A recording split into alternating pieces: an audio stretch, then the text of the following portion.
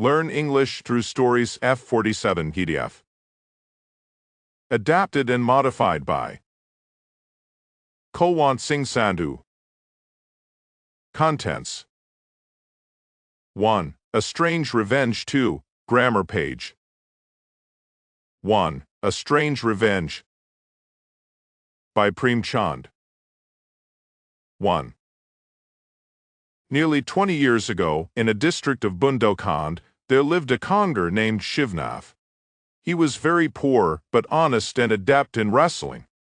He worked as a chowkidar in the nearby police station on a monthly salary of 3 rupees. That was his only means of livelihood. But things were not very expensive in those days, and he could maintain his family comfortably. A man named Lal Singh lived in the same ward. He was a lambardar, belonging to a privileged landowning family. He was also a man of wild and licentious habits. The decent women of the village wished that he would lose his sight so he would stop casting sinful glances towards the daughters and daughters-in-law of the village. One day, while wandering in the village, he reached Shivnath's doorstep and decided to lay a trap to ensnare the conger's wife. So, as Shivnath would leave for the police station, Lal Singh would set about playing his tricks. Eventually, Shivnath's wife was caught in Lal Singh's net of love. For some days it remained a secret, but a sin can never be concealed. People in the village began to whisper among themselves. Shivnath also got wind of it. Seeing his wife's changed temperament, he was quite upset for some time. Now he became suspicious. He went to Lal Singh and said, "Thakur Sahib, I'm a poor man. My honor is in your hands. The people of the village are speaking ill of you and me. Do something so I may continue to live in the village and you are also saved from calumny." But Lal Singh was blinded by his power. He gave Shivnath a piece of his mind and had him pushed out of his house. Shivnath felt angry but restrained himself. He went to the police inspector and told him the whole story. Lal Singh was summoned to the police station, but in the evening people saw him returning, confidently twirling his mustache. He was acquitted without a stain on his character. He must have given the inspector 50 to 100 rupees, which settled everything. Poor Shivnath was sorely disappointed. Eventually he resolved to do what is usually a last resort in such a situation. Some more days pass. Shivnath came to his house as a stranger and lived like a guest. That house was no longer his, and that woman was no more his wife. It was now Lal Singh's house and the woman his wife.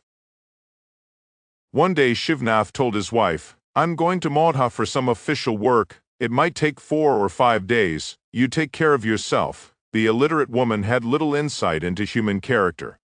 She was overjoyed to hear the news, and her lips wore a smile which pierced Shivnath with the force of a lance.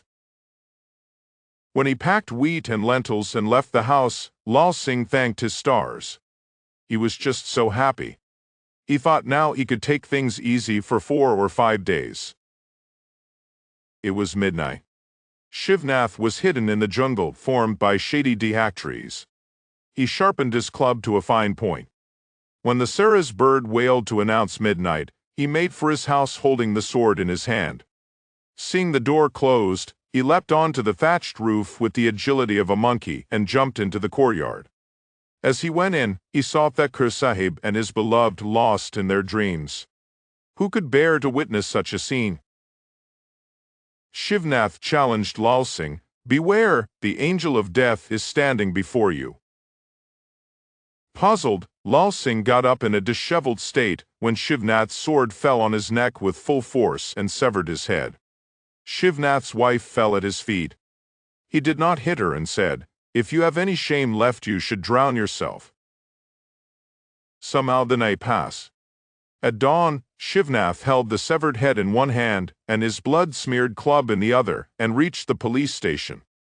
He laid down the head right before the inspector and said, "The justice that you couldn't offer has been achieved by this sword. Take this head. From today, Shivnath has turned a sworn enemy of the police. If anyone has the courage, he can face me. Shivnath is throwing down this challenge before leaving the police station. Don't say later that I slunk away quietly."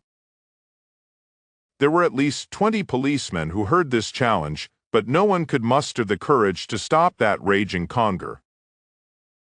2. Shivnath began to create trouble all around. If he kindled a fire at one village, he mounted a robbery in another. He didn't have a lust for money, but he was thirsty for the blood of Lambardars. The families of many a Lambardar were left without heirs. Slowly he formed a band. People began to tremble at the name of Shivnath. A single individual had spread terror through the entire district. People closed their doors early in the evening. It was difficult to walk freely, as Shivnath seemed to be present everywhere. If he led a dacoity at one place today, the next day he would plunder some village 50 miles off. The high and mighty were all humbled. He would send word in broad daylight about his rendezvous for the day, and ask them to send whatever he demanded. If anyone refused to abide by his command, they paid for it with death. People marveled at the stories of his courage and strength. It was child's play for him to sit on an elephant's head, holding his sword between his teeth. He did not hide himself like a common thief. He would organize musical assemblies at night, and the hills reverberated with psalms. A chowkidar who used to work for a monthly salary of 3 rupees began to collect revenue from big zamindars now. One day Shivnath mounted a dacoity on the house of a rich herdsman. When they were leaving with the booty, the hefty herdsman stood before him and said, "Guruji, you're taking away all my savings. How can I live? Take me along as well." Shivnath looked closely at his physique and limbs and was amazed. Here was not a man, but a lion. If he had a lion's neck, he had the chest of a rhino. Every pore of his body exuded strength. He asked, "Are you serious?" "Yes," said the herdsman. "What's your name?" asked Shivnath. "Dangle." "I name you Dangle Singh from today. It's up to you to maintain the honor of this name. You look a real man. I hope you won't betray me. If I strike, I do so openly. Real men don't betray." Shivnath returned Dangle Singh's goods. From that day, they became loyal friends, and this friendship lasted till they died. Where earlier there was one, now there were 2. And both were warlike men. Shivnath had terrorized the district all by himself. Now they combined their strengths and raised a storm. The names of Shivnath and Dangle would spell terror in the minds of people. 3. For 3 years there was total chaos in the district. Both the dacoits were extraordinarily daring. They slipped through crowds of people like flashes of lightning. The policemen could not sleep at night out of fear. In fact, the inspector of police and the sub-inspector would regularly send them gifts as tribute. One day, both were sitting on a hill. It was evening. They saw a man at a distance coming on horseback. His wife was following him in a palanquin. He was taking her back from her parents' house. Dangle said, "Boss, we've got a good prey today. We shouldn't allow it to slip through our fingers." With this intention they came down the hill and asked the horse rider, "Thakur Sahib, from where are you coming? You should stop here. The road ahead is infested with dacoits. The roads here are closed early in the evening." The Thakur's name was Dani Singh. He said, "I also want to stop, but I can't see any place where we can stay." Dangle said, "There's a well by the tree over there. The tree provides shade. What more do you want? Why don't you pass the night here?" Dani Singh asked, "Who are you?" Dangle replied, "We're also travelers and wish to spend the night here." "That's good," said Dani Singh. "But isn't there a village nearby?" "Get off the horse. All arrangements for your comfort will be made. Your gun looks very impressive. Let me have a look." Dani Singh was duped. He handed his gun to Dangle Singh. They were waiting for this moment. Shivnath pulled Dani Singh off his horse and tied his hands and feet. Seeing this, the palanquin bearers ran for their lives. Lifting the screen of the palanquin, Thakur's wife peered out. Her eyes darkened and she jumped into the well. Danny Singh's eyes looked blood-red. He said, "Friends, you've betrayed me." Dangle said, "As long as we can get our job done by word of mouth, we don't bother the devil." "Are you leaving me alive?" Danny Singh asked. "Yes. Take as much rest as you want," replied Dangle. Danny Singh said, "You'll regret it. I'm also a thakur and I'll take revenge someday." At this Dangle retorted, "Our enemies run into the hundreds and thousands. You'll be just one more." Danny Singh warned, "Just be careful. You've vanquished me through treachery. I'll also do the same." 4. 1 month after this incident, news got out that a new dacoit named Jagat Singh had emerged. Within the year he conducted so many daring robberies that the exploits of Shivnath and Dangle Singh paled before them. However, this new dacoit usually avoided murder and plunder. He would appear like a storm and surround the village. And then one would hear the sound of gunshots. 2 or 3 old shacks would be set ablaze, and then the vengeful storm would clear. No one would lose his life or wealth. People would report that Jagat Singh had led a raid on some village, but they wouldn't say what was lost. This new dacoit lusted neither for money nor for blood. He just wanted the fame of a dacoit. One day Dangle said to Shivnath, "Friend, another player seems to have emerged in the field. Seems to be a daredevil, a hero." "It'll be good if we team up with him," Dangle suggested. "If we do so, we can loot the whole province." "If you wish, I can send him word right this moment," said Dangle. "Do it, but be careful," warned Shivnath. When Jagat received the offer, his face lit up. He couldn't conceal his joy. His long-cherished desire was fulfilled. He told the messenger, "Give my humble greetings to Guruji. I am his servant. He can come whenever he wishes. He's most welcome." On the 3rd day, the 2 dacoits met Jagat Singh on the bank of a river. The sight of him was so alarming that Dangle almost fainted. Shivnath was shocked, but he restrained himself. Jagat Singh was none other than Danny Singh. Danny Singh said, "Boss, I suppose you recognize me." "Yes." "Since when have you taken on this garb?" asked Shivnath. "Since the day I met you," answered Danny Singh. "I hope you don't hold anything against me anymore." "We must forget the past," said Shivnath. "If you haven't forgotten the past, we can't work together," Dangle butted in.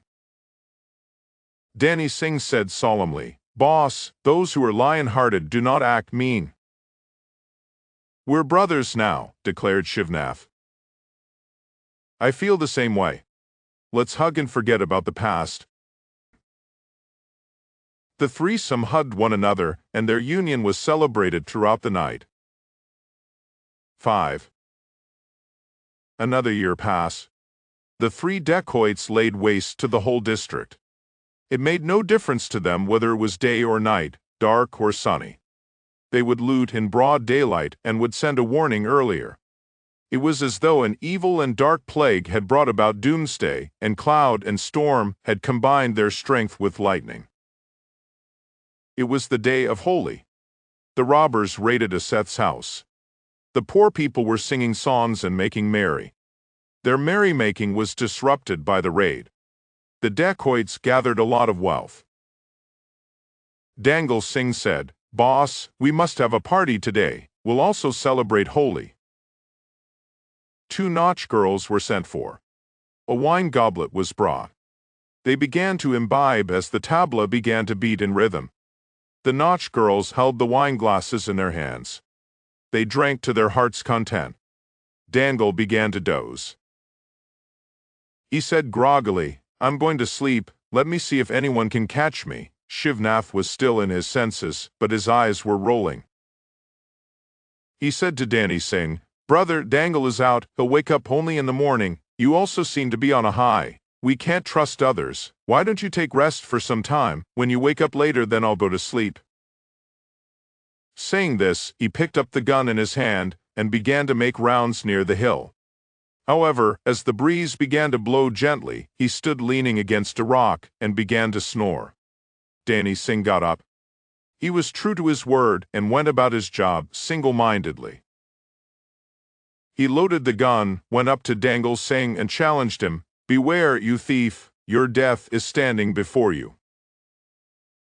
Dangle Singh was staggering to his feet when the bullet pierced through his chest and his body began to writhe on the rock. Shivnath heard the gunshot. He peered to see Danny Singh walking towards him.